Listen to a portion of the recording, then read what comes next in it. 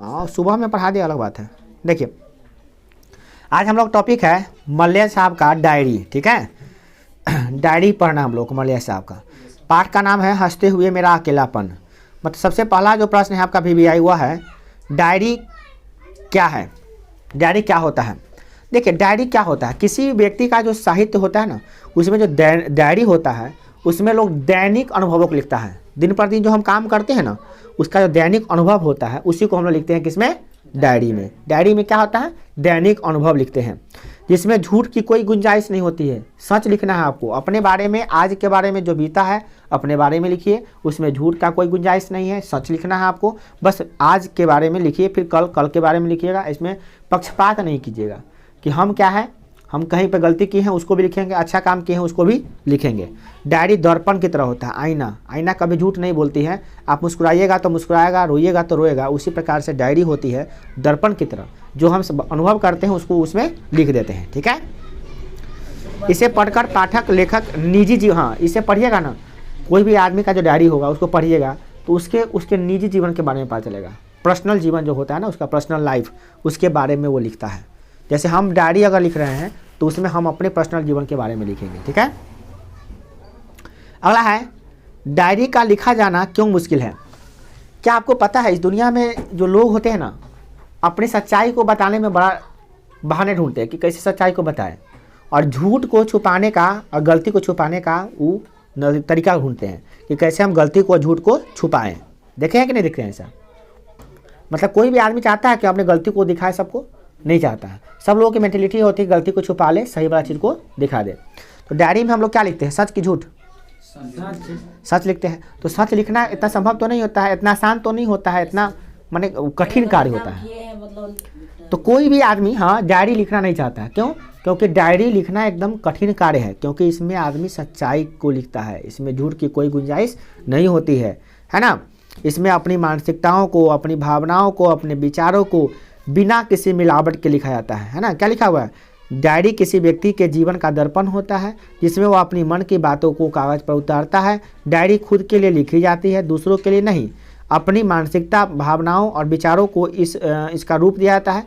इसमें सच्चाई की प्राथमिकता दी जाती है, और इसमें इसीलिए डायरी लिखना कठिन कार्य होता है, क्योंकि सच लिखना सबके बस की बात नहीं होती है। क्लियर?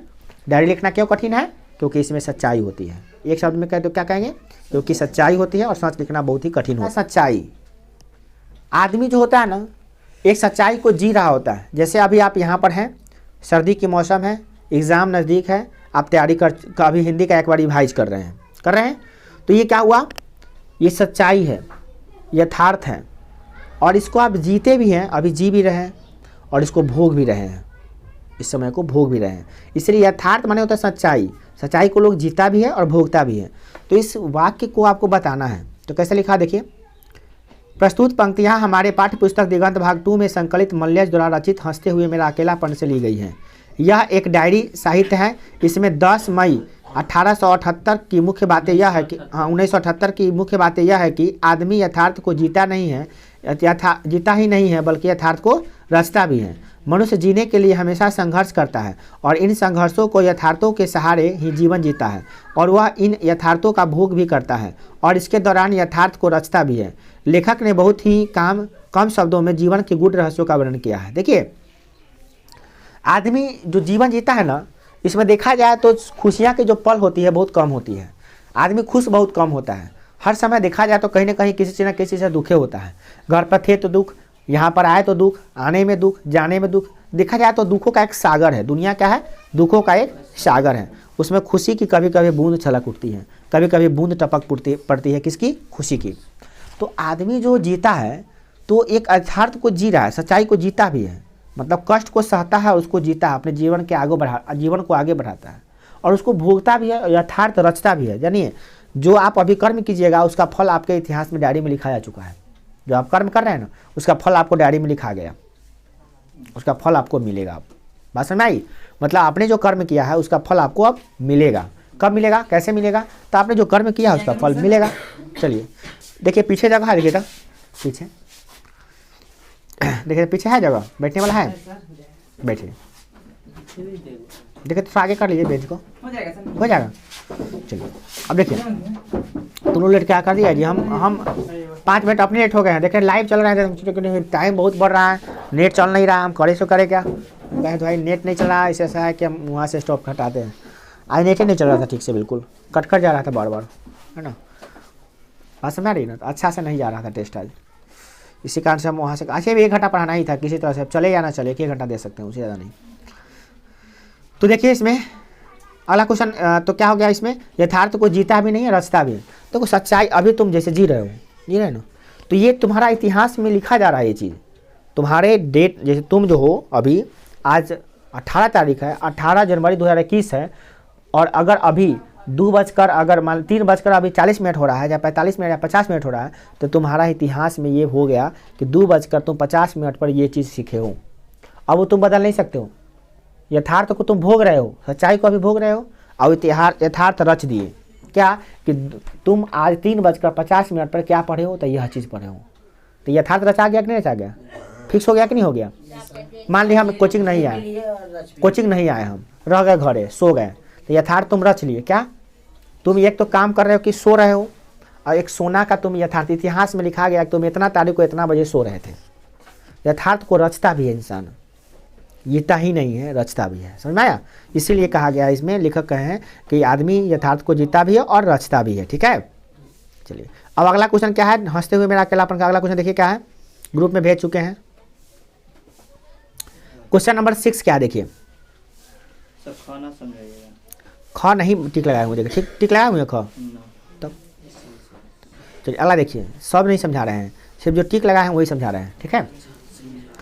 अगला है धरती का क्षण से क्या आशय है, धरती का क्षण, जब आप पढ़िएगा हंसते हुए मेरा अकेलापन मलिया साहब के डायरी, तो उसमें लिखा हुआ है धरती का क्षण। तो धरती का क्षण जो शब्द है उसका क्या अर्थ है ये बताना है आपको। देखिए लेखक कभी कभी कविता में कविता के मूड में डायरी लिखते हैं, माने कविता की तरह लिखते हैं। शब्द और अर्थ के बीच में दूरी का एहसास किसी माप के अनुसार निर्धारित नहीं होता है। शब्द अर्थ में ढलते चले जाते हैं, एक दूसरे को पकड़ते चले जाते हैं, और छोड़ते हुए जिस पल में वे एक दूसरे का हाथ छोड़ देते हैं वह आकाश का होता है, और उसमें जो रचना बिजली की तरह खिल उठती है, हाँ बिजली की फूल की तरह खिल उठती है, वह पल क्या है, अर्थ के रूप में होता है। देखिए कवि जो लेखक जो लिख रहे हैं ना पाठ डायरी हंसते हुए मेरा अकेलापन, तो जो अपनी वो डायरी लिख रहे हैं उसमें बता रहे हैं कि कभी कभी हम क्या लिखते हैं कि लिखते जा रहे हैं और शब्दों के आगे शब्द जुड़ते जा रहे हैं, ऐसे जुड़ते जा रहे हैं जैसे कि एक शब्द बोले हैं अगला शब्द जुड़ जाता है उसमें, जैसे चैन का कड़ी होता है, ये वो चैन के कड़ी दूसरा जुड़ जाता है, उसी प्रकार से जुड़ जाता है। अब यहाँ पे 2 बातें हैं, धरती का क्षण का मतलब क्या है, तो कह रहे हैं क्या कि जब यहाँ पे देखिए जिस पल वे एक दूसरे का हाथ छोड़ देते हैं तो आकाश होता है, और जिस समय वह एक दूसरे से जुड़े रहते हैं उसको कहते हैं धरती का क्षण।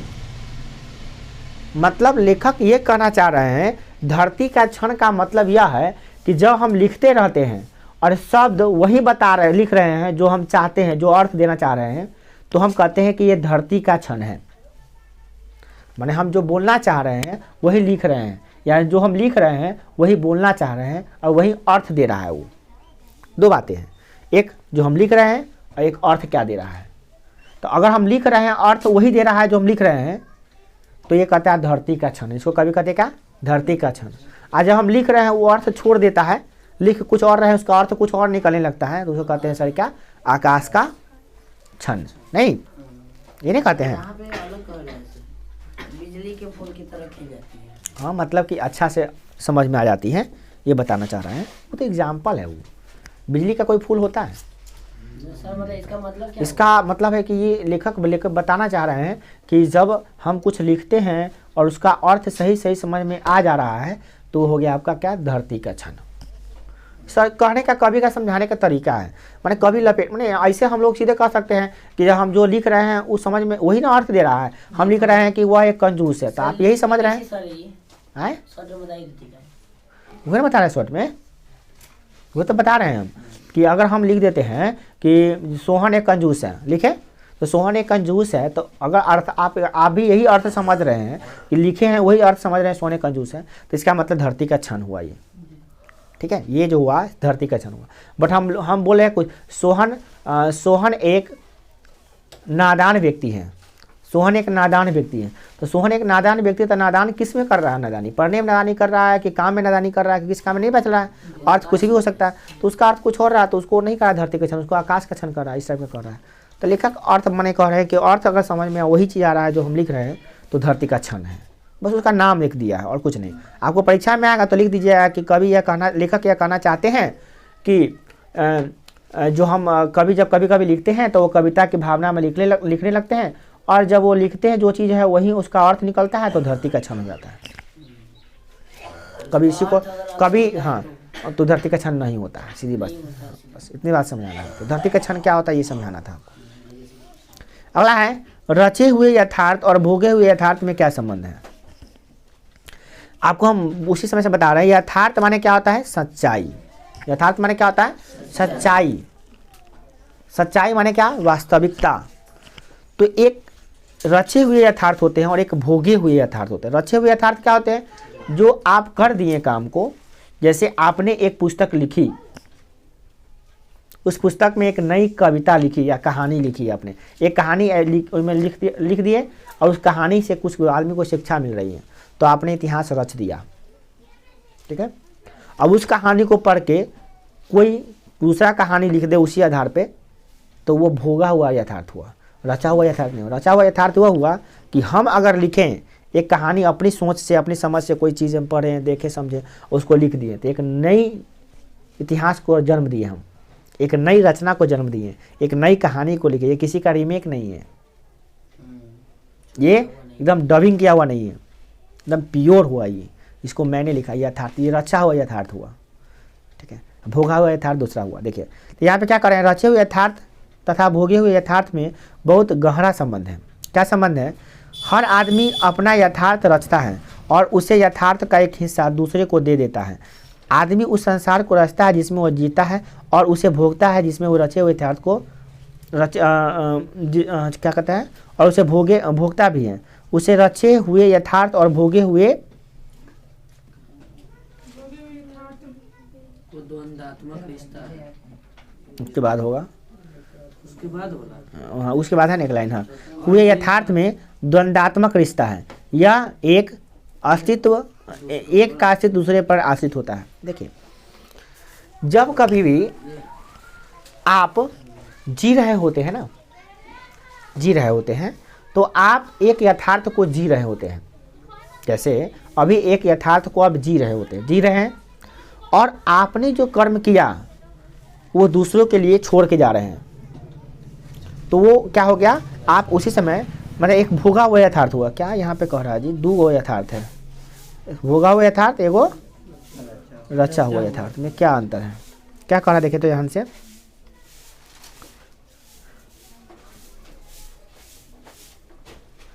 हर आदमी अपना अपना यथार्थ रचता है, बिल्कुल सही है। सब आदमी अपने अपने अपना चरित्र, अपने भाग्य, अपना अपना हाँ कर्म लिखता है खुद। प्रत्येक आदमी अपना अपना कर्म लिखता है, यथार्थ माने सच्चाई लिखता है, बिल्कुल सही है। आप जो काम कर रहे हैं उसी के अनुसार से आपको फल मिलेगा, आपने कर्म किया, रचता है और उस रचे हुए यथार्थ का एक हिस्सा दूसरे को दे देता है, और वह जो दूसरा आदमी उसका उपयोग करता है वो भोगा हुआ यथार्थ हो गया। जैसे अब वो यथार्थ कैसे देगा लेगा? देखिए आप अभी पढ़ लिख कर बहुत अच्छा ढंग से मन लगा कर रिवाइज किए सारे विषयों का, और आप टेस्ट में एग्जाम में गए, वहाँ पे सारे क्वेश्चन का जवाब दिए, आपका नंबर बढ़िया आया, तो आप यथार्थ को रच रहे हैं और उसका कुछ हिस्सा दे जाते हैं दूसरों लोगों के लिए। प्रेरणा हो गया, यहाँ वो पढ़ लिख कर अच्छा नंबर लाया है, ऐसे पढ़ा है वो, इस ढंग से पढ़ा है वो, तो आप अपने यथार्थ को किसी को सौंप दिए, तो क्या हो गया, वह आदमी उस यथार्थ को लेकर जिएगा कि यह जो व्यक्ति था यह गैस को पढ़ा है, या इस सर यहाँ पढ़ा है, इतना देर पढ़ा है, ऐसे पढ़ा है, तो इतना अच्छा नंबर लाया है। तो आपने यथार्थ को जिया और उस यथार्थ को किसके छोड़ दिया? अपने छोटे बंधुओं के लिए छोड़ दिया, जो उसे इंस्पायर होंगे। अगर आप कुछ गलत भी कर लेते हैं, जैसे आप अच्छा से पढ़े नहीं के बाद में घूम रहे हैं, तो कल हो कि आपका रिजल्ट खराब आता है, तो उससे भी उस यथार्थ से भी आप किसी को दे जाते हैं शिक्षा, क्या कि वो भर दिन घूमता था और ज़्यादा काबिल बना, इसका नतीजा हुआ कि इसका रिजल्ट उतना अच्छा नहीं आया। तो उससे भी लोग सीखा कि नहीं सीखा? यथार्थ को आप जिए, यथार्थ को आप रचें और उसी को कोई भोगेगा, उस चीज़ को सीखेगा। और आप भी उस यथार्थ को भोगिएगा, दूसरा आदमी भी उस यथार्थ को जिएगा और उसको भोगेगा। ऐसा नहीं कि सिर्फ आप ही जिएगा। और कोई आदमी आपके गांव से कलेक्टर बन जाता है तो उससे बहुत सारा बच्चा गांव के इंस्पायर होता है, इंस्पायर होता है और उसी इंस्पायरेशन से वो फिर पढ़ता है, मन लगा के पढ़ता है कि नहीं पढ़ता है। पास से कोई बच्चा जॉब ले लेगा तो आपके माता पिता क्या है, देखो पढ़ लिख के जॉब लिया तो आपको उसका रुतबा होता है, उसका अच्छा घर में शादी होता है, उसका बहुत सारा दहेज मिलता है, बहुत सारा चीज़ जो भी है फैसिलिटी मिलता है, तो आपके दिमाग में भी आता है ना। लोग कहते हैं क्या रे बगल में अच्छा किया तुम भी करो, तो आपको मन में जिज्ञासा होता है कि चलो हम भी करते हैं, उसको कार हो गया, हमारे पास अभी साइकिल भी नहीं है, तो ऐसा होता है ना। तो आप यथार्थ को जिए हैं और दूसरे को सौंप के चले गए हैं कि नहीं, कुछ यथार्थ को दूसरा आदमी भी जिएगा। वही बात यहाँ पे समझाना चाह रहा है, चाह रहे। आज हम लोग पढ़ेंगे पद नहीं करवक पढ़ेंगे, हाँ बिल्कुल सही है, करवक पढ़ेंगे जिसके कवि हैं कौन? मलिक मोहम्मद जैसी। चलिए प्रश्न देखते हैं। सबसे पहला प्रश्न क्या है? कवि ने अपने एक आँख की तुलना दर्पण से क्यों की है?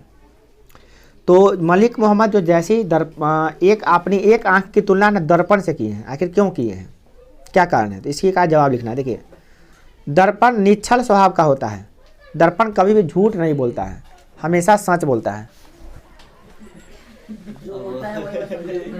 तो कवि जो है ना मलिक मोहम्मद जायसी अपनी एक आँख की तुलना दर्पण से की है। दर्पण क्या होता है? दर्पण माने आईना। आईना का मतलब वह होता है जो आपको सही बताता हो, सही और गलत बताता हो। आप गलत है तो गलत बताएगा और सही है तो सही बताएगा, उसे कहते हैं आईना। जो आप मुस्कुरा रहे हैं तो मुस्कुराता हुआ दिखाई दे रहा हो, दर्पण। तो यहाँ पे कवि कह रहे हैं क्या कि ठीक उसी प्रकार से जो कवि की आंखें हैं ना वह स्वच्छ एवं निर्मल है। जिस प्रकार दर्पण में चेहरा में कोई मिलावट नहीं करता, दर्पण को चेहरा में मिलावट नहीं करता है, जैसे ऐसे मुस्कुराइएगा वैसे वैसे दर्पण मुस्कुराएगा, उसी प्रकार से दर्पण में आप मुस्कुराइएगा। मतलब कि उसी प्रकार से कवि यह कहना चाहते हैं कि हम कोई भी चीज़ मिलावट नहीं करते हैं, जो देखते हैं, जो सच्चाई आती है हमारे दिमाग में उस चीज़ को हम लिखते हैं, हम कुछ मिलावट नहीं करते हैं। हमारी आंखें जो है ना वो दर्पण की भांति हैं, जो कभी झूठ नहीं बोलती है। एक आंख की तुलना बोल रहा है। हाँ, एक आंख की तुलना दर्पण से की है। तो एक आंख की तुलना क्यों किया है? अब कभी एक आंख से शायद अंधे हैं क्या? हाँ तो हाँ अंधे हो सकते हैं, है ना। मलिक मोहम्मद जैसी एक आंख से अंधे हैं, एक आंख की तुलना एक आंख से अंधे हैं बिल्कुल, फिर तो एक आंख से कम हाँ दिखाई नहीं दे रहा था बिल्कुल। तो इसीलिए उसकी तुलना करते हैं, अपनी एक आंख की तुलना किससे करते हैं? क्या तात्पर्य है? तो जो पहला करवक दो पार्ट में बटा हुआ है, ठीक है। तो पहला पार्ट में बता रहे हैं कलंक का तात्पर्य है चंद्रमा पर लगा हुआ कलंक, कांच का अर्थ है घड़ा तथा कंचन का अर्थ है सोना की चमक, ठीक है। उसका अर्थ बताना है खाली, शब्दार्थ में उसका अर्थ। मतलब कविता में कभी लिखे हुए हैं ना, तो कलंक माने कलंक किसकी कलंक? तो चंद्रमा पर जो लगा हुआ कलंक है वो, है ना। कांच लिखा हुआ किसको? कांच माने घड़ा को करा, घड़ा के ना कांच टुनका होता है, उसी तरह से घड़ा टुनका होता है, टिका चोट लगा तो टूट जाता है। और कंचन का मतलब तो सोना होता ही है, पर्यायवाची शब्द है उसका। चंद्रमा का कलंक होने क्या हो सकता? कभी अब पाठ लिखे हुए उसमें वो है कलंक, ये सब छोड़िए। तो कलंक का वो मतलब खाली बोला है, ठीक है। वो कलंक लिखे हुए पाठ में पढ़िएगा ना, देखिए ना कलंक है, मतलब होगा चंद्रमा का कलंक। हाँ उसमें वाक्य कविता में समझाया गया है उस चीज़ को। उससे शब्द का अर्थ बताना है कि कलंक का मतलब क्या है, उसके शब्दार्थ में देखिए उसके कलंक का मतलब क्या है। अगला प्रश्न देखिए क्या है इसमें?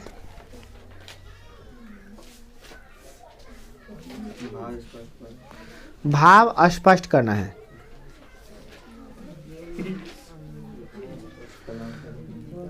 करा है क्या?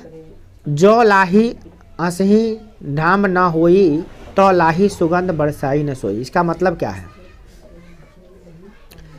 इस पंक्ति के माध्यम से कवि क्या कहे हैं? प्रेम के पीर। आज देखिए याद रखिएगा, मलिक मोहम्मद जैसी का सबसे बड़ा जो सुटेबल नाम है वो है प्रेम का पीर, उपनाम। उनके प्रेम का पीर कहा जाता है उनको, ठीक है। वो प्रेम की पीड़ा को बड़ा अच्छा से व्यक्त करते हैं, इसलिए उनको कहा जाता है प्रेम का पीर। इस पंक्ति के माध्यम से यह बताए हैं कि बिना मंजर के आम नहीं फलते हैं और उसमें सुगंध भी नहीं आती है। देखिए, जब तक आम में मंजर नहीं लगेगा तब तक वह सुगंध नहीं देगा और तब तक उसमें फल नहीं लगेगा। इस वाक्य इस लाइन से कवि यह बताना चाह रहे हैं, ठीक है, ठीक है। अगला है रक्त के लेई से का क्या अर्थ है? तो कवि कहते हैं कि मैंने इस कविता में रक्त की लेई लगाकर जोड़ा है और गाढ़ी प्रीत के आंसुओं को भिगो भिगो कर गीला किया है।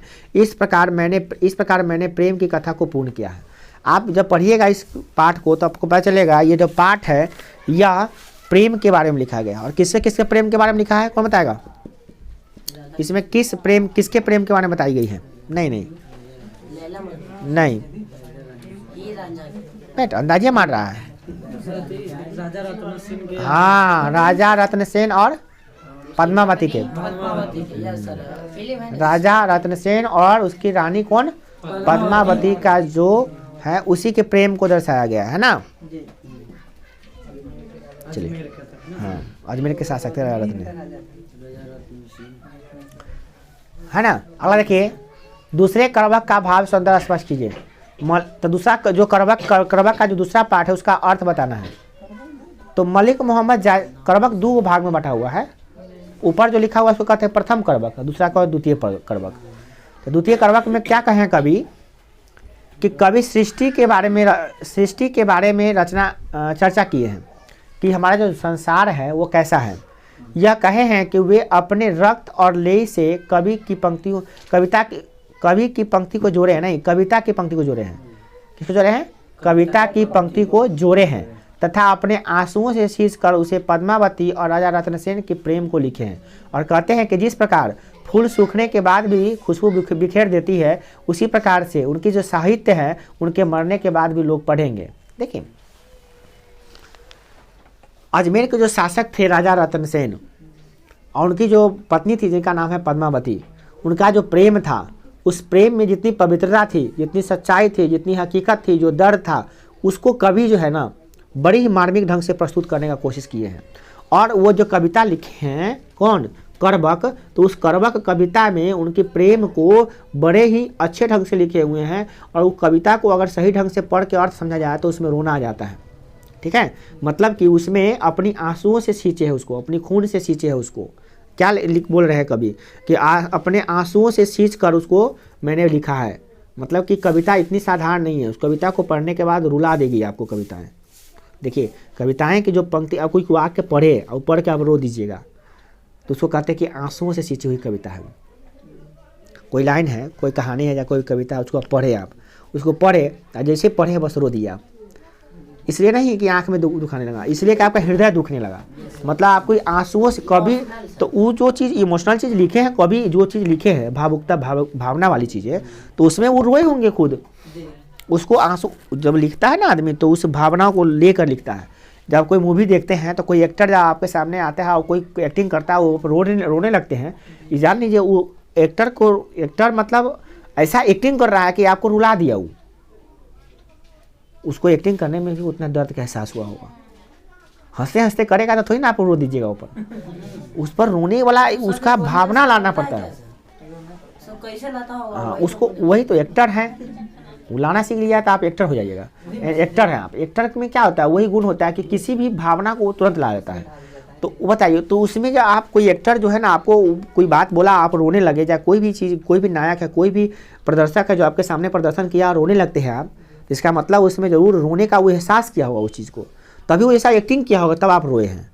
तो उसी प्रकार से राजा रत्नसेन और पद्मावती का जो प्रेम है उसमें जो बिरा हुआ है, उनका जो बिगड़ा हुआ है, छूटे हैं, उसमें ब्रेकअप हुआ उनका, तो उसमें जो दर्द है, उनकी जो सच्चाई है, उनकी जो पवित्रता है, उस सच्चाई को पवित्रता को जितने अच्छे ढंग से बताए हैं उसमें वो दर्द का एहसास किए हैं और वो भी रोए हैं। और आप पढ़िएगा, चाहे जो भी पढ़ेंगे वो भी रोएंगे। और कभी यह बताए हैं कि जिस प्रकार से फूल सूख भी जाता है ना, नेचुरल फूल, तो उसमें उसका सुगंध होता है, सुगंध छोड़ के जाता है वो, उसी प्रकार से मैं मर जाऊंगा मगर मेरी जो लिखी हुई कविताएं हैं और जो कहानियां हैं जो इस पर आधारित है वो हमारे संसार में लोग पढ़ेंगे और उसका बड़ाई करेंगे और उसको अपनाएंगे और कहेंगे कि प्रशंसा करेंगे कि हाँ कि किस प्रकार की कविता लिखी। तो प्रश्न है, सूरदास द्वारा रचित प्रथम पद का भावार्थ लिखें। इस प्रश्न का पूरा नाम हो गया, पूरा नाम क्या हो जाएगा, पूरा क्या हो जाएगा इसका पूरा? सूरदास का प्रथम पद का भावार्थ आपको लिखना है अपने शब्दों में। ठीक है, चलिए, मतलब इसका अर्थ बताना है आपको। देखिए, सूरदास के प्रथम पद बाल कृष्ण जी के नहीं, सूरदास के प्रथम पद में बाल कृष्ण की बाल कृष्ण की भक्ति को दर्शाया गया है। जी नहीं, क्या होगा कि बाल कृष्ण की भक्ति को दर्शाया गया है। बाल कृष्ण सूरदास के अनंत, सूरदास के प्रथम पद बाल कृष्ण जी जी नहीं, की होगा, कि भक्ति को दर्शाया गया है, बोलते रहे ना। बाल देखिए प्रश्न क्या है, सूरदास के प्रथम पद की व्याख्या सुनिए ध्यान से। सूरदास के प्रथम पद में कवि क्या किए हैं, बाल कृष्ण की जो लीला है ना उसका वर्णन किए हैं। कवि जो है ना बाल कृष्ण, बाल मतलब क्या होता है, कृष्ण जी का जो बालकपन वाला है ना, बाल कृष्ण मतलब कृष्ण जी जो बच्चे थे तो उसमें जो कांड करते हैं, जो चीज़ बड़ी बड़ी अनोखे अनोखे चीज़ करते हैं, जो खाना खाने का स्टाइल उनका, माखन चुराने का स्टाइल, गैया चराने का स्टाइल, गोपियों को तंग करने का स्टाइल, ये सब जो स्टाइल है ना उन्हीं चीज़ों के बारे में बड़ी ही मनोरमक ढंग से, चित्रात्मक ढंग से लिखने का प्रयास किए है कवि। इस देखिए ये बहुत ही अत्यंत प्रिय है। इस पद के माध्यम से सूरदास अपने आराध्य देव को जगाने की कोशिश कर रहे हैं। देखिए भगवान श्री कृष्ण जागने की नहीं, भगवान श्री कृष्ण सोए हुए हैं, बचपना है, बाल कृष्ण सोए हुए हैं, बाल कृष्ण मतलब बचपन वाला कृष्ण, वो सोए हुए हैं, उसको जगाने की कोशिश कर रहे हैं। कौन? सूरदास जी। आप कहिएगा भगवान को जगा रहे हैं, मतलब प्रेम है, वो प्रेम है। श्री कृष्ण जी को हम झूला झुलाते हैं, श्री कृष्ण जी को झूला झुलाते हैं जन्माष्टमी में, कथी होता है वो, श्री कृष्ण जी को झूला झुलाएंगे तो झूलेंगे, वो भगवान है, अपने झूल लेते हैं, उनको झुलाने की कोई जरूरी है, मतलब ये प्रेम होता है। कभी को अथी नहीं कहते हैं, श्री कृष्ण जी को स्नान करा रहे हैं तो स्नान कराइएगा, वो तो पूरा महासागर को अपने दान करते हैं, तो उसको स्नान कथी कराइएगा, ये प्रेम है हमारा, है ना। भगवान को कुछ करने की कौन जरूरी होता है, कुछ नहीं, बस ये प्रेम होता है। तो कभी प्रेम में है उनके, किनके प्रेम में, तो श्री कृष्ण के प्रेम में। श्री कृष्ण के किस रूप के प्रेम में, तो बाल रूप के प्रेम में पड़े हुए हैं, और उनको जगाने की कोशिश कर रहे हैं। क्या कर रहे हैं कि देखिए विभिन्न प्रकार के प्राकृतिक दृश्य के बारे में बताते हैं। भगवान को कहते हैं, हे भगवान, हे श्री कृष्ण, देखिए चारों ओर फूल खिल उठे हैं, पशु पक्षी कोलाहल सुनाई पड़ रही है, पशु पक्षी माने बोल रहे हैं, है ना। बछड़े दूध पीने के लिए अपनी गायों माता की ओर दौड़ पड़ी है ना। सारा संसार सूर्य के प्रकाश में नहा रहा है, आप भी नींद से बाहर आइए, जगिए। मतलब कि सूरदास जी एक तो सूर थे, अंधे थे ही, सूरदास तो थे ही, और यहाँ पे प्रेम में इतने पागल हैं, इतने प्रेम, इनकी प्रमुख पागल नहीं कहिए इसको, प्रेम में इतने डूबे हुए इंसान हैं। वो क्या करें, श्री कृष्ण को जगा रहे हैं। क्या करें कि हे श्री कृष्ण प्रभु, हे बाल रूपी श्री कृष्ण, उठिए, देखिए चारों ओर कैसा दृश्य है।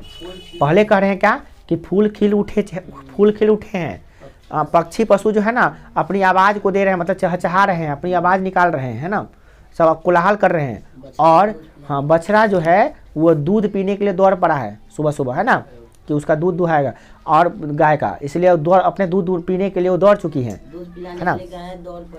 हाँ, गाय दौड़ पड़ी है ना। सब एक दूसरे में अपने काम में लगे हुए हैं। और प्रश्न फिर यह करें कि सारा संसार जो है सूर्य की रोशनी में नहा रहा है, मतलब कि सूर्य भी उग चुका है, इसलिए आप उठिए, आप किस नींद में खोए हुए हैं। बाल कृष्ण को भगवान कृष्ण जो बचपना है उनको जगाने की कोशिश कर रहे हैं। एक्चुअली यह उस दृश्य को दर्शाता है जिस समय माता यशोदा उसको जगाती थी, ठीक है। माता जो यशोदा है उसको जगाते थे कैसे कि उठो लल्ला, अब सुबह हो चुकी है, और उठ के अब जो है ना चलो तुम अपना जो नित्यकर्म करो, उसके बाद फिर ये करो वो करो, है ना, गैया चराने जाओ, ये उस तरह की बातें, है ना। तो इस तरह की बातें यहाँ पे की जा रही है, कभी उसी प्रेम को बताए हैं यहाँ पे भी, ठीक है। अगला जो आपका प्रश्न है इसमें, कछु खात कछु धरनी गिरावत छवि निरखत नंदरनिया, ये लाइन है, इसका अर्थ आपको बताना है। तो सूरदास जी यहाँ पर क्या किए हैं, श्री कृष्ण के खाने की जो क्रिया है ना उसका वर्णन किए हैं। देखिए हम पहले पढ़ के समझाते हैं। यह पंक्ति हमारे पाठ्य पुस्तक दिगंत भाग 2 में शंकर सूरदास द्वारा रचित द्वितीय पद से ली गई है। सूरदास का भी 2 पद है, प्रथम पद ऊपर, फिर द्वितीय पद नीचे। द्वितीय पद में ली गई है और बताया गया क्या कि बाल कृष्ण जो खाना खाते हैं ना उसकी क्रिया के बारे में बताया गया है। वो अत्यंत रोचक है और बहुत ही शोभामय है, बहुत शोभा, देखने में बहुत मज़ा आता है। बाल कृष्ण कुछ खाते हैं और कुछ धरती पर गिराते हैं, जैसे जिसे देखकर यशोदा मैया बहुत खुश होती है। देखिए एक्चुअली होता क्या है कि श्री कृष्ण जी बालक में, जब बालक थे ना, बहुत नटखट थे। कहता है जब भी कहता है नटखट है, नटखट का जब भी शब्द आता है ना तो श्री कृष्ण का बाल रूप आता है, क्योंकि बाल कृष्ण से नटखट कोई बच्चा मिल जाए वैसा नहीं बच्चा हुआ है, मतलब समझिए एकदम अनोखा थे।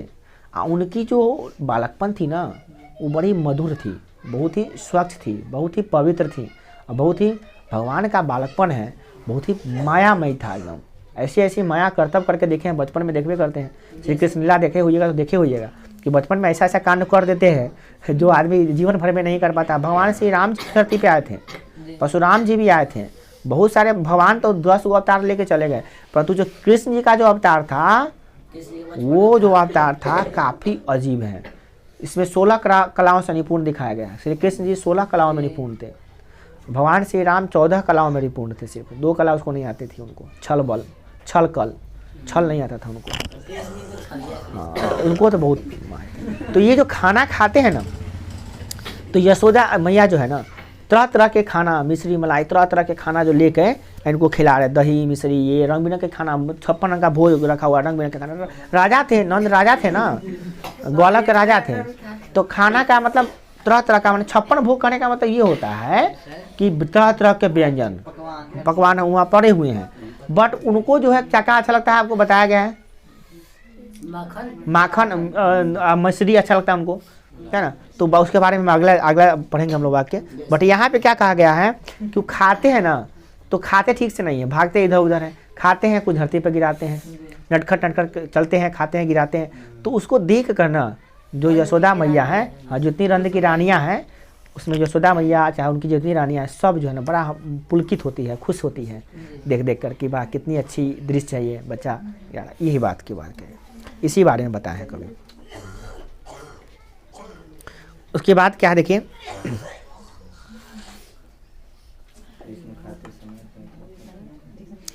अगला है कृष्ण खाते समय क्या क्या करते हैं। देखिए तो कृष्ण खाते समय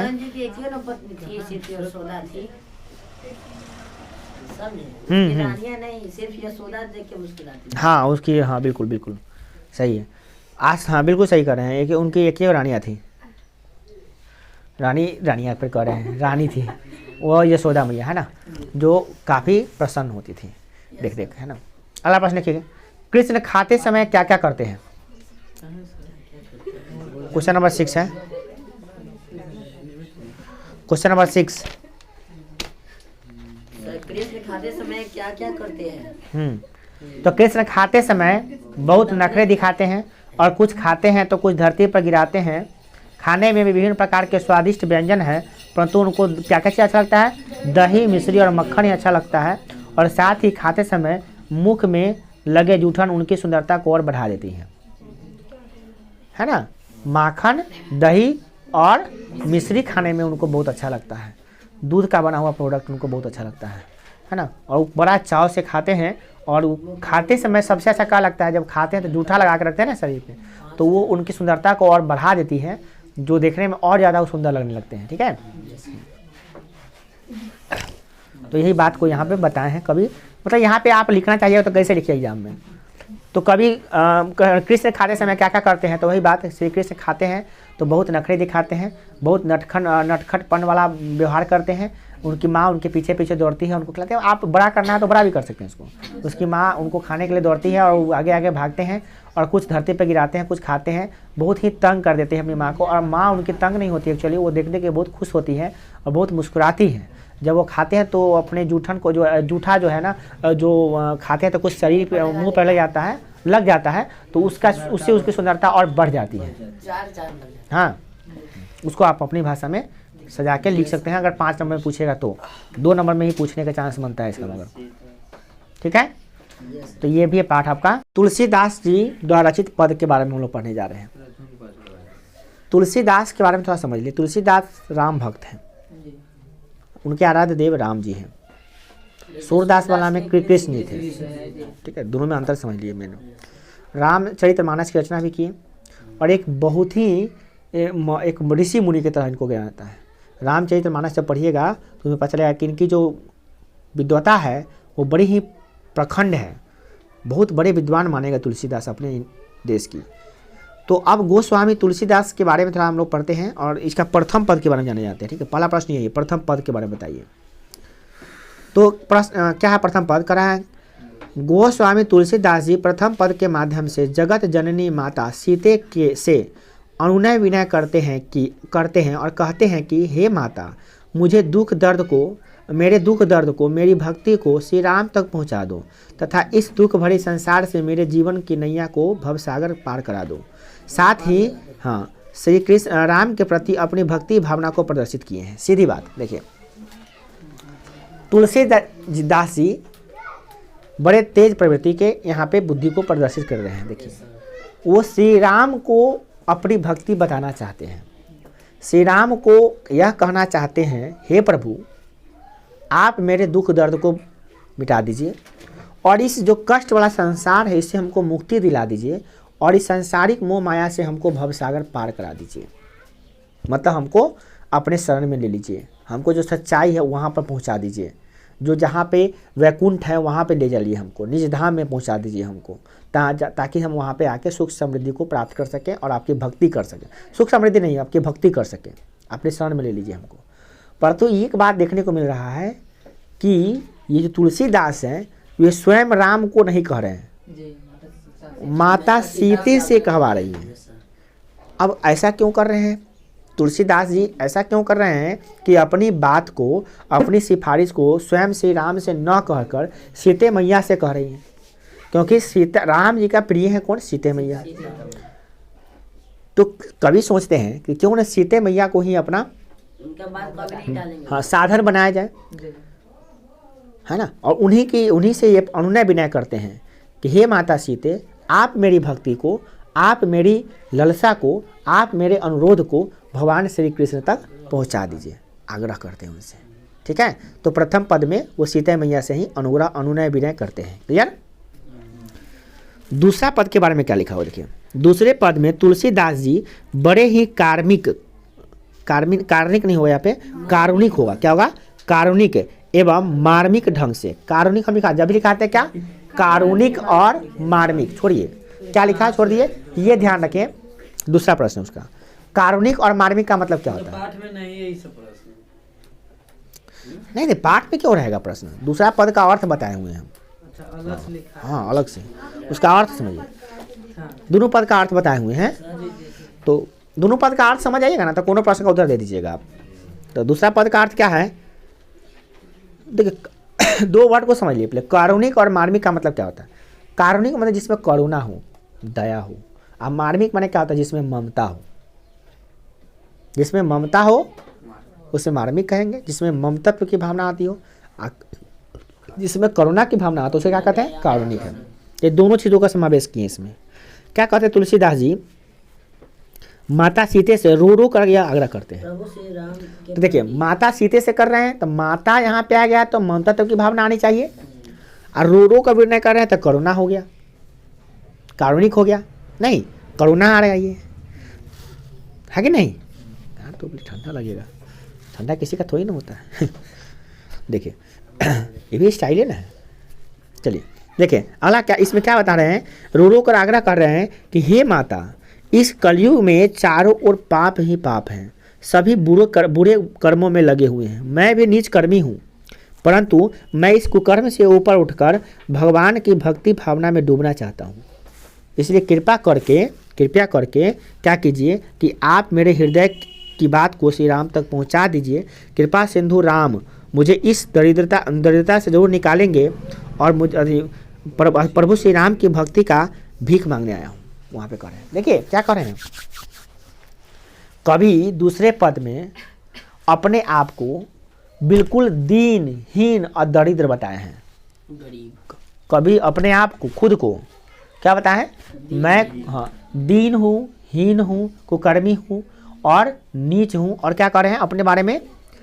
बहुत दरिद्र हूँ मैं नीच कर्म करने वाला व्यक्ति हूँ, क्योंकि इस संसार में, इस कलयुग में देख रहे हैं सब अपने कर्म में लगा हुआ है। और भी कर्म कैसा? तो नीच कर्म, जिसका कोई अच्छा सार्थक फल नहीं हो, ऐसे कर्मों में लगा हुआ है।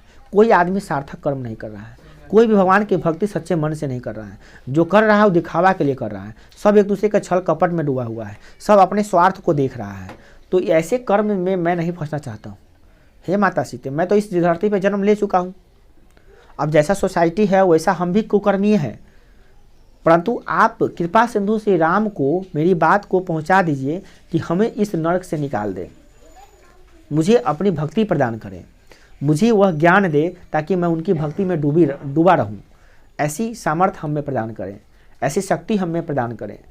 भगवान श्री राम से ये बात आप कह दीजिए। और इसके लिए वो माता सीते से अनुनय विनय के साथ साथ आग्रह, करुणा और रो रो कर ही बात बोल रहे हैं वहाँ पे, ठीक है, कभी कहना चाह रहे हैं, ठीक है, बात समझ में आ रही है। Yes sir. तो यही दूसरे दोनों पद का अर्थ ये हुआ, ठीक है। चलिए अब प्रश्न आता है इसमें सबसे इसमें प्रश्न को टिक लगाया गया है 5वां नंबर प्रश्न, नहीं तीसरा नंबर भी है। यस सर, अर्थ स्पष्ट करें।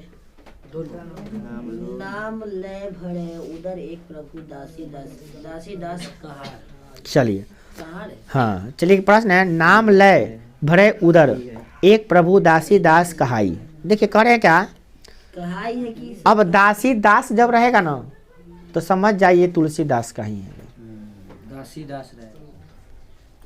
क्या कह रहे हैं, प्रस्तुत पंक्ति हमारे पाठ्य पुस्तक दिगंत भाग 2 में संकलित है और तुलसीदास द्वारा रचित है। इसमें प्रथम पद से ली गई है। प्रथम पद में ये लाइन है और इस पंक्ति के माध्यम से कवि यह कहते हैं कि एक दीनहीन व्यक्ति हूँ मैं और प्रभु राम का गुणगान करके माता सीते का ये सेवक बनकर अपना जीवन यापन कर रहा हूँ। क्या करते कि तुलसीदास जी थे ना, श्री राम का गीत गाते थे, गुणगान करते थे घरे घरे जा के। सीता मैया राम जी के श्री गुणगान का मैंने दोनों का गुणगान करते थे और उसी गुणगान से जो भिक्षा मिलती थी उन्हीं को वो खाते थे, जीवन यापन करते थे, समझ गए। तो यही बता रहे हैं कि मैं क्या हूँ, मैं अपना कैसे पेट पाल रहा हूँ, उधर मतलब कैसे कर रहा हूँ, मैं अपने कैसे भर रहा हूँ ना, उधर भरे मतलब पेट भर रहा हूँ, भरण पोषण कैसे कर रहा हूँ। तो नाम लेकर किसका, आपका, और इसीलिए मैं आपका दासी हूँ, मैं आपका नौकर की तरह हूँ, मैं आपका दासी हूँ जो आपका नाम ले लेकर आप उसी से पेट पालन करता हूँ, ठीक है। एक समय था भगवान के नाम लेने वाले जो लोग थे वो क्या थे, भीख मांग के खाना पड़ता था। एक समय है कि भगवान का नाम लेने के लिए पैसा देना पड़ता है आराधना मंडली को, जागरण मंडली को। क्या पहले, हाँ करोड़ों अरबपति बना हुआ है सब, जो भगवान का नाम ले रहा है सब अरबपति बन के बैठल है आराम से। और रोज के रोज अभी हनुमान ने कराते हैं 2000-3000 रुपया लेते हैं आराम से, तब कराने जाता है। जागरण कराना है पैसा लेता है 20-20 हजार 50-50 1 लाख का जागरण आएगा आपका, है ना। धन से नहीं करता है, तन मन से नहीं, धन से करता है। यहाँ पे क्या समय आ गया, देखिए ये बताना चाह रहे हैं। एक समय था कि तुलसीदास जी क्या करते थे, दिन भर भगवान का नाम लेते थे और उसे भरण पोषण करते थे, अपना खाना पीना चल जाता था, बहुत हो गया, है ना। और यहाँ पर आजकल उसी के नाम पर क्या किया जा रहा है, भगवान के नाम पे राम जी का कहने का स्टाइल खाली अलग अलग होगा, बस उसके लिए भी पैसा होगा। लोग पहले फ्री में आकर प्रवचन देते थे भगवान का नाम, चलो राम से राम आके दूरा पर बढ़ते रहते थे, लोग खाना खिलाते थे उसका, भगवान महात्मा लोग कहते थे, गुरु जी कहते थे। अब क्या होता है, बुलाना पड़ता है उनको, 4 दिन पहले बुक करना पड़ेगा आपको पार्टी को, है ना। आराधना पार्टी को करिए चाहे किसी पर। तो वही समय था, तो ये कह रहे हैं कभी, है ना, कि मैं आप ही का नाम लेकर जीवन यापन करता हूँ, भगवान का नाम लेके जीवन यापन करता हूँ, यही कहना चाह रहे हैं। अब देखिए ये जो लाइन है, कली कराल दुकाल दारुण सब कुभाती कुसाजू निज जन मन ऊंच जैसे कोढ़ की खाजू। देखिए यहाँ पे वर्ड को पकड़िए, 2-3 वर्डों को पकड़ लीजिए आप, कराल दुकाल है ना, और दारुण शब्द को पकड़ लीजिए आप, ठीक है। दारुण शब्द, दारुण माने होता है एकदम कंगाली वाला स्थिति, अकाल की स्थिति, अकाल बला को कहते हैं कराल दुकाल दारुण। ऐसी स्थिति जिसमें आदमी को खाने के लिए तरस रहा हो, दाना नहीं मिल रहा आदमी को, दाने देख के तरस रहा हो आदमी, एकदम भूखमरी की स्थिति हो जाए, खाना उपज नहीं रहा, एकदम दरिद्रता आ गई हो। अभी की तरह नहीं कि सरकार कोटे फ्री कर दे रहे हैं, खाते रहो। तो ऐसा नहीं, एकदम स्थिति खराब हो, उसको कहते हैं दारुल दुकाल कराल दुकाल, है ना। तो तुलसीदास जब थे ना भक्ति, तो उसी समय एक बार भारत में अकाल पड़ा था, भारत में अकाल तो कई बार पड़ा भारत में। जब तुलसीदास जी थे ना उस समय भी अकाल पड़ा था, हाँ। अभी की बात नहीं, जब तुलसीदास है तभी की बात हो रही है, देख लीजिए कब लिखे थे तुलसीदास, कब के जब तुलसी, हाँ, तो उसी समय की बात हो रही है ना, बहुत पहले की बात हो रही है। 45 साल के हो गए होते तब ये ना रे 1500 समथिंग में चला गया, बहुत पहले चला गया। 1500 तक का हुआ। तो वही ने कह रहे 6 साल पहले। 1500 तक जन्म हुआ सर। हाँ तो उस जन्म होते मत सोई ना। तो हाँ उसी के कुछ आसपास में। वही ना बोले 90 साल 45 साल बढ़ा दीजिए, तो 45 हाँ, साल की उम्र रहे होंगे। हाँ, हाँ। जैसा वो बात ही हाँ हुआ होगा। हाँ उसी के आसपास में हुआ होगा। देखो क्या कर रहे हैं, प्रस्तुत पंक्ति हमारे पाठ्य पुस्तक दिगंत भाग 2 में से लिया गया है। गोस्वामी तुलसीदास द्वारा रचित प्रथम पद से ली गई है। इस पंक्ति के माध्यम से तुलसीदास ये कहते हैं कि प्रभु श्री राम कलयुग का यह गंभीर भीषण अकाल है। चारों ओर दरिद्रता की स्थिति है, सभी लोग नीच कर्मों में लगे हुए हैं। लोगों की स्थिति ठीक उसी प्रकार से है जैसे कोढ़ी व्यक्ति को खुजली हो गई हो। तो देखिए यहाँ पे देखिए, जैसे कोढ़ में खाजू, मतलब क्या बोले? उदाहरण है। देखिए यहाँ पे बताते हैं। कोड में खाजू मतलब देखिए कोढ़ में खाजू होना बड़ा खराब स्थिति होता है। देखिए खुजली होता है ना, तो उस समय खुजली करने से अच्छा कुछ नहीं लगता है। सबसे बेस्ट काम क्या लगता है, खुशी मिलता है। खुजली जब होगा ना, जैसे आप पीछे हुआ रहा नहीं होगाइएगा तो बड़ा दिक्कत है। तो आप कोढ़ी हो या कोढ़ी फूट जाएगा तो हाथ उठवे नहीं करेगा।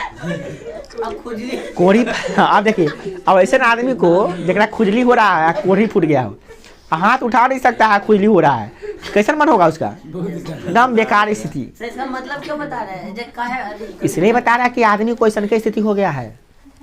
आदमी का स्थिति वैसन के हो गया, भूख लगी हुई है, कोई दाना दाना नहीं मिल रहा है। अच्छा अकाल पड़ा था। अकाल पड़ा हुआ ना, चारों ओर स्थिति कैसी है, गंभीर स्थिति है। और हाँ एकदम 2-3 बातें याद रखिए इसमें। देखिए दुकाल दारुण कराल, 3 वर्ड हो गया, कराल दुराल दुकाल दारुण और कोढ़ में खाजू, 2 वर्ड याद रखिए। दरिद्रता चारों ओर है, खाने के लिए वो अन्न नहीं मिल रहा है, एकदम लोग अस्त व्यस्त हो चुके हैं। और उसी प्रकार से जैसे कि आदमी को खुजली हो गई हो वो का समय, जिस समय कोढ़ी फूटा हो, या यूँ समय कहिए कि कोढ़ी फूटा हुआ है, खुजली हो गई हो उस समय, तो आदमी की स्थिति लाचार, उस समय लाचार ना हो जाइएगा आप। जैसे आपका हाथ बना हुआ है, मान लिए खुजली हो रहा है, तो कैसा मन करेगा आपको, छमला जाइएगा आप। तो एक हाथ रख के ना कर लिया तो ठीक हो गया, और नहीं किए तो हालत खराब कर देगा आपका। तो कभी पीछे रखिएगा, है ना, नहीं समझे। वैसा क्या स्थिति हो गया आदमी का, खाने के लिए अन्न नहीं मिल रहा उसको, एक भी पैसा नहीं उसके पास, भीख मांग के भी नहीं खा सकते हैं, चारों ओर अकाल पड़ा हुआ है, सब एक दूसरे को लूट रहे हैं। हाँ स्थिति खराब हो चुकी है सबका, ठीक है ना। और सब लोग कैसे कर्म में फंसे हुए हैं, अच्छे कर्म ही नहीं कर रहे, नीच कर्म में। कलयुग हो चुका है, घोल कलयुग हो चुका है, बोलिए अब एकदम लोग नीच कर्म में फंसे हुए हैं, अच्छा कर्म नहीं कर रहे हैं, सब लोग नीच कर्म कर रहे हैं, गलत काम कर रहे हैं। इसीलिए मुझे इस धरती से निकाल लीजिए और हमको जो है ना आप अपनी शरण में ले लीजिए। ऐसा हमको माया कर दिया, ऐसे शक्ति कर दिया कि हम आपके भक्ति में डूबे रहें। कभी ये चाह रहे हैं, कभी की ये इच्छा है, ठीक है। सर द्वापर युग के बाद सीधे कलयुग आ गया, कि वो में तृतीय युग ना है। त्रेता युग के बाद द्वापर युग आया था, द्वापर युग के बाद कलयुग आया था। द्वापर युग आया था सर। हाँ पहले से राम जी सब आए थे, तब कृष्ण जी। राम के पता नहीं, ध्यान नहीं आ रहा हमको, उतना मिस्टेक हो रहा है। हाँ वो द्वापर युग में राम जी आए थे, त्रेता युग में श्री कृष्ण जी आए थे। द्वापर युग में श्री कृष्ण जी आए थे, हाँ, और त्रेता युग में श्री राम जी आए थे। हाँ त्रेता युग पहले होता है कि द्वापर युग? अरे ध्यान नहीं, द्वापर युग पहले आना चाहिए था, तो त्रेता युग आना चाहिए था, पता नहीं हमको युग में थोड़ा ध्यान मिस्टेक नहीं है अभी। अगर देखिए क्या है 5वां नंबर क्वेश्चन, क्या देखिए, तुलसी सीधे राम से न कहकर सीते से क्यों कहलाना चाहते हैं। तुलसी जी जानते हैं कि माता सीते प्रभु श्री राम को बहुत प्रिय हैं और माँ सीते द्वारा कही गई अनुरोध को अवश्य स्वीकार कर लेंगे, वो कभी टालिए नहीं सकते हैं, है ना। सीता जी अगर कर देंगे, हाँ, तो इसीलिए माँ सीते से करवाना चाहते हैं। देखते हैं ऐसे भी देखते हैं कि घूस देना होता है, किसी अफसर को घूस देना है तो उस अगर बात नहीं माना तो आप वो अफसर को घूस देने मत जाइए, उसकी पत्नी ना उसकी पत्नी के जाइए, घर पे जाइए कहीं भाभी जी, हाँ हाँ, उनको साड़ी मिठाई उठाई रंग बिरंग का चीज़, बच्चों को खिलौना उलौना तरह तरह की चीज़ दीजिए उसको। उसके बाद अफसर कहेंगे हाँ हाँ, पैसे के मामले हम वही समझ रहे हैं। अब तो ज़्यादा दो जगह तो हमको शॉर्ट समझ नहीं है। हाँ हाँ,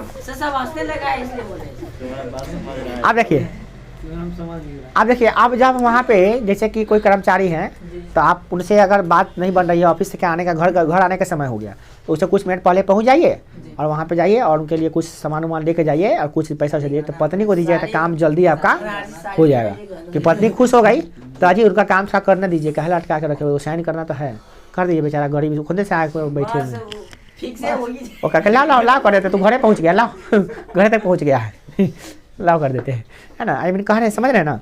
तो उसी प्रकार से यहाँ देखिए किसी भी दाम्पत्य जीवन में पत्नी प्रिय होती है, तो यहाँ पे श्री राम जी ऐसे होना भी चाहिए, ये धर्म बनता है आदमी का। वहाँ पे ये धर्म होता है। जैसे देखिए, जैसे माता पूजनीय होती है, पिता भी पूजनीय होते हैं, उसे पत्नी प्रिय होती है, होनी भी चाहिए। एक धर्म होता है, पति का धर्म होता है कि पत्नी से प्रेम करे, तो अब पत्नी का भी धर्म होता है, ये धर्म होता है। वहाँ पे धर्म समझते हैं ना, धर्म मतलब बहुत बड़ा कर्म, सर्वश्रेष्ठ कर्म होता है। तो वहाँ पे श्री राम जी अपनी पत्नी भार्या से बहुत प्रेम करते हैं। तो बहुत सब लोग दुनिया जानती है कि हर ईश्वर जो है ना, पति, हालांकि देखे लास्ट में वो पत्नी को त्याग भी कर देते हैं, मगर उस ऐसा नहीं कि प्रेम नहीं करते हैं, बहुत प्रेम करते हैं। सब त्याग करते हैं, सीता जी अपने चली जाती है। नहीं त्याग करना पड़ता है उनको, राम जी त्याग करते हैं उनका।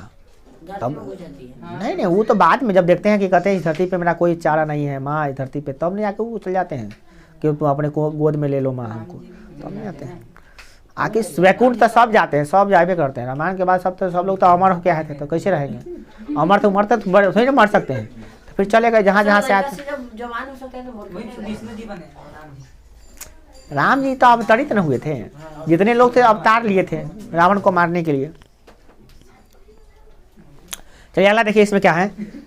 तो तुलसीदास जी बहुत तेज है, नहीं बहुत तेज तीव्र बुद्धि के हैं। सीते मैया से डायरेक्ट सिफारिश करवा रहे हैं अपने काम का। चलिए, मुख देखी नाही भनी का अर्थ क्या है?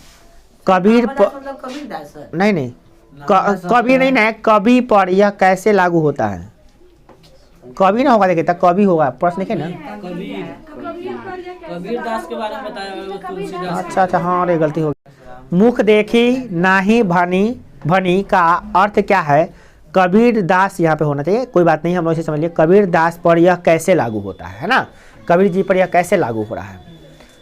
तो यह जो पंक्ति, ये जो वर्ड है छप्पय पाठ से लिया गया है। सबसे पहले छप्पय, और छप्पय के जो कवि है वो है नाभादास जी।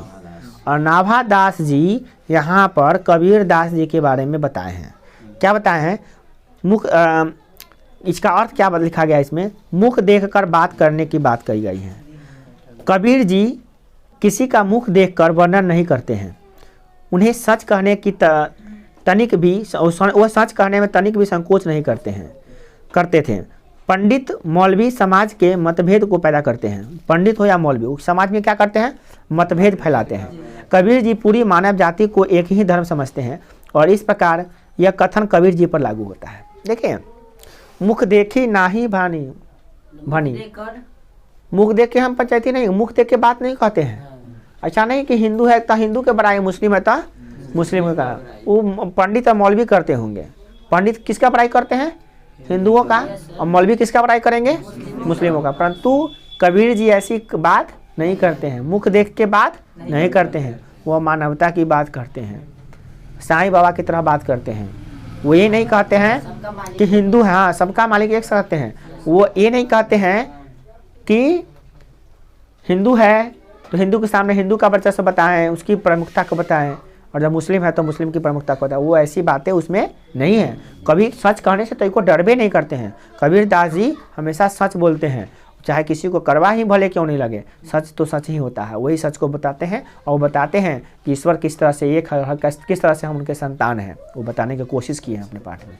ठीक है, तो अपने पाठ में क्या बताएं वो, इसका अर्थ क्या हुआ कि कबीर दास जी कभी भी मुंह देखकर ये बात नहीं कहते हैं, वह सच बोलने से बिल्कुल नहीं डरते हैं। नाभादास जी कबीर दास के इस गुण के बारे में बताए हैं, और यह उन पर बिल्कुल ठीक बैठता है, बिल्कुल सटीक बैठता है।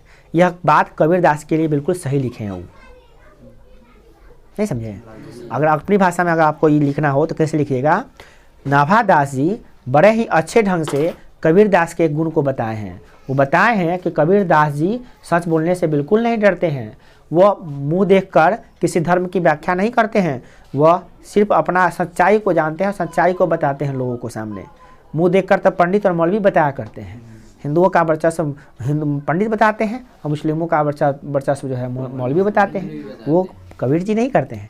इसीलिए यह जो कथन है कबीरदास पर पुनः सटीक बैठती है। इसको लंबा करके लिख सकते हैं आप। छोटा में याद रखें तो क्या, कबीर जी झूठ नहीं बोलते हैं, सच बोलते हैं, और वो किसी धर्म के प्रति बड़ाई नहीं करते हैं, वो सभी धर्म को एक समान मानते हैं। शॉर्ट में याद रखें तो ये, और इसीलिए ये कथन जो है उसमें सटीक बैठती है। क्लियर। चलिए इसके बाद इसका तीसरा नंबर क्वेश्चन है जो टिक लगाया गया है। सूर्य के काव्य के किन विशेषताओं का। तो सूरदास जो आप पढ़े हैं, सूरदास, तो सूरदास जी किसके भक्त थे? श्री कृष्ण के। तो उनके किस काव्य विशेषता का उल्लेख किए हैं? जब वो कविता लिखते हैं तो उनमें कौन सी क्वालिटी है कविता लिखने की जिसका वर्णन ये किए हैं नाभादास जी। देखिए छप्पै के लेखक नाभादास जी हैं। अब वो सूरदास के बारे में बता रहे हैं, उनकी बड़ाई के बारे में बता रहे हैं। ये कविता ही कवि के बारे में बताया गया है। एक कवि दूसरे कवि की बड़ाई कर रहे हैं। नाभादास जी कवि कबीरदास की, तो कवि सूरदास की बड़ाई कर रहे हैं, है ना। अब उसके क्या विशेषता क्या बताया जरा देखिएगा। कवि ने सूरदास को भक्ति भावनाओं का प्रकट किया है।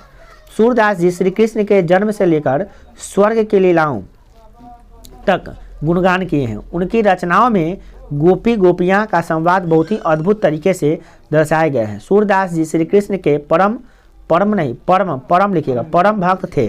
कृष्ण परम भक्त थे और कृष्ण लीलाओं का वर्णन करने में उन्हें बड़ा ही आनंद आता था। देखिए जब भी सूरदास के दिमाग में जब भी आएगा तो श्री कृष्ण जी आएंगे, और श्री कृष्ण जी के बारे में जब भी बताए हैं तो आप तो पढ़वे किए उनके पद में श्री बाल कृष्ण के बारे में बताए हैं, और सूरदास जी इस कविता में बाल कृष्ण के बारे में बताए थे जो आप पढ़े हैं पद। बट ऐसा जरूरी नहीं है कि खाली वो बाले के बारे में बताए थे, बाले कृष्ण के बारे में बताए थे। बाल कृष्ण लीला से लेकर और उनके स्वर्ग कृष्ण लीला तक के बारे में बताए हूँ। मतलब पूरा जब मैंने जितनी बातें जो जानते थे श्री कृष्ण के बारे में अपनी रचनाओं में लिखे हैं, और उसमें गोपी और गोपियों का जो संवाद है, जो प्रेम संवाद है, जो प्रेम लीला है श्री कृष्ण की, जो श्री कृष्ण लीला है, उनकी वर्णन वो बड़े मार्मिक ढंग से किए हैं। कौन? सूरदास जी। उनके काव्य के बारे में बताया। उनके पूरे रचनाओं में हाँ प्रेम संवाद ज़्यादा अच्छा हुआ। प्रेम संवाद मतलब प्रेम भरी बातें जो करते हैं ना गोपी श्री कृष्ण जी या गोपियाँ बतियाते हैं ना, काव्य में सूरदास के काव्य में उनके कृष्ण की सबसे बड़ी विशेषता क्या मिलती है? प्रेम संवाद। क्या?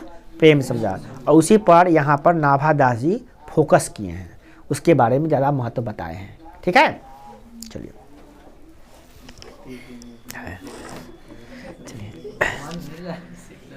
अगला क्वेश्चन देखिए क्या है। भक्ति विमुख जे धर्म सो सब अधर्म करी गाय।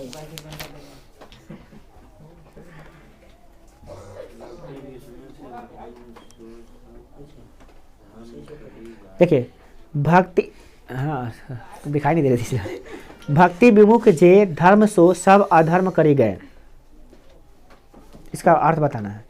देखिए तो इसका कहाँ से ली गई? तो ये है छप्पै पाठ से ली गई है, और इसके लेखक सॉरी इसके कवि कौन है? नाभादास जी। अब इसके द्वितीय पाठ से ली गई है, तो इसमें क्या बताया गया है कि मतलब जी जो छप्पा है ना दो पादों में है, एगो कबीरदास एगो सूरदास। दूसरे पाठ माने दूसरे पद जो है ना उससे लिया गया है। उसमें क्या बताया है कि कबीर जी की जो कविता अखंडता और पक्षपात रहित होती है।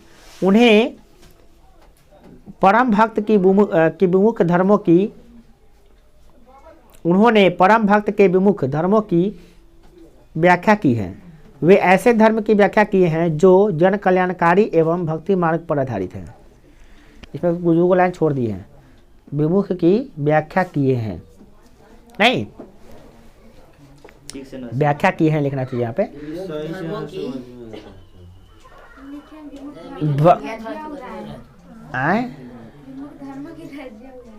उन्होंने ना उसे उन्होंने के बाद क्या? उन्होंने परम भक्त के विमुख धर्मों की विमुख धर्मों के की धज्जियां उड़ाए हैं। हाँ। ऐसे धर्म की व्याख्या किए हैं जो जन कल्याणकारी। अच्छा अच्छा, देखिए वो क्या करना चाहिए, आप अपने भाषा में लिख लीजिएगा, ठीक है, उसको समझ लीजिए इसको क्या है। धज्जियां उड़ाए हैं। ये बता रहे हैं क्या, भक्ति विमुखी जो धर्म सो सब अधर्म करी गाए। देखिए क्या करें, भक्ति विमुखी जो धर्म सो, जो लोग एक धर्म को प्रमुख मानकर भक्ति करते हैं वो प्योर धर्म नहीं है, जो एक धर्म विशेष को अपना मानते हैं। आप ये समझते हैं कि हमारा हिंदू धर्म सर्वश्रेष्ठ धर्म है, बिल्कुल सही है, बट यह तो मत समझिए कि मुस्लिम धर्म खराब धर्म है। आपको अपने धर्म का अधिकार है कि आप अपने धर्म की बड़ाई कीजिए, आप कहिए कि हमारा हिंदू धर्म सर्वश्रेष्ठ धर्म है, हम बहुत अच्छे धर्म वाले व्यक्ति हैं, ठीक है, बट किसी की हिनाई करना गलत बात है। मुस्लिम धर्म अपना धर्म को अच्छा कहे तो इसलिए कहे कि किसी धर्म को विशेष बताने वाला व्यक्ति, उसको नहीं प्योर धर्म कहा गया है। वो ऐसी भक्ति मार्ग की कल्पना किए हैं जिसमें कोई धर्म है ये नहीं है, वो ईश्वर की भक्ति पर फोकस किए हैं। इसलिए कबीर जी ईश्वर की भक्ति पर, कौन भक्ति पर, तो वो परम शुद्ध भक्ति पर फोकस किए हैं, परम भक्त के विमुख धर्मों की। समझे ना, वो किसी धर्म वाला भक्ति पर फोकस नहीं किए हैं।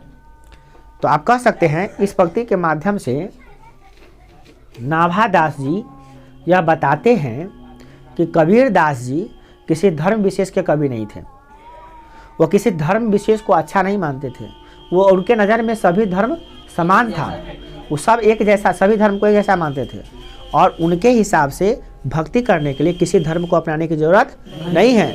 आप कबीर जी से पूछें कि कबीर जी आपका कौन धर्म के हैं, तो कहते हैं हमारा कोई धर्म ही नहीं है, हम तो भक्त हैं।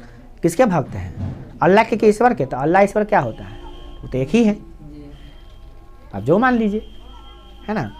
आप अल्लाह को पूछते हैं तो भी ठीक, अल्लाह को पूजने वाले और ईश्वर को पूजने वाले हमारे हिसाब से वो अपना अपना जाने, मगर मेरे हिसाब से भक्ति एक ही